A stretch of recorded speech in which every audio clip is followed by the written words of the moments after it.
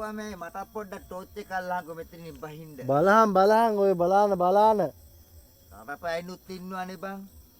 මේ ඒක නෙමේ බං. අර පොඩි එකා මැරිලා අර ගෑනිත් බෙරිහන් දෙන පව් බං ඒ පොඩි එකා.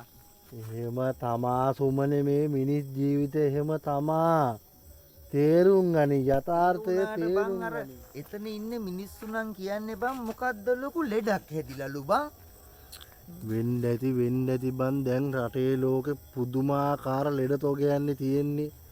වැඩේ තියෙන්නේ බං මේක මේ දොස්තරලා හොයාගෙනත් නෑනේ බං. වැඩක් නෑ කතා බලාන වරෙන් ඈ මෙතන මේ ඒ දඬු කෑල්ලක් තියෙන්නේ. බලාන වරෙන්. මේ ඇත්තට බං ඔය දොස්තරලා බං ඔය පිට රටවල් වල ගිහිල්ලා අර මේ ගිහිල්ලා ඉගෙනගෙන කියලා කියනවා කිව්වට බං බලහන්කො මේ ලෙඩේ මැරෙනකන් හොයාගන්න බෑනේ මේ එකෙකුටවත්.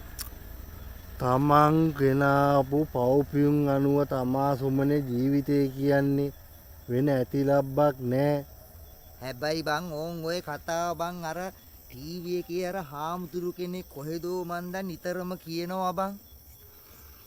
යකෝ ඒ කියන්නේ නරක දෙයක්ද කියපන් බලන්න. මේ රටේ ලෝකෙ මිනිස්සුන්ට හරියට මේ යථාර්ථය තේරුම් ගන්න පැහැදිලිව කියලා දෙන දෙයනේ. හරියට යහපත් දෙයක් අපේ හරක් ඒක තේරුම් ගන්නෙත් නෑනේ. ඒ වුණාට උඹ දන්නේ නෑනේ බං අර සුගතය අයියා කියපු දේ.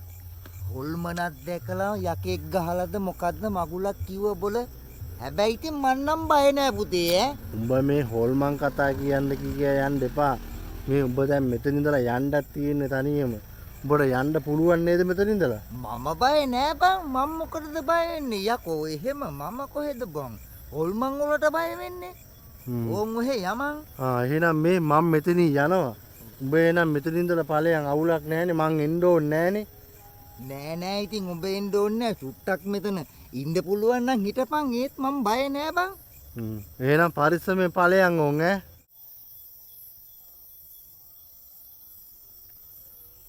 සුමනේ කෝබල මේක අතුරු දහන් වුණාවද්ද?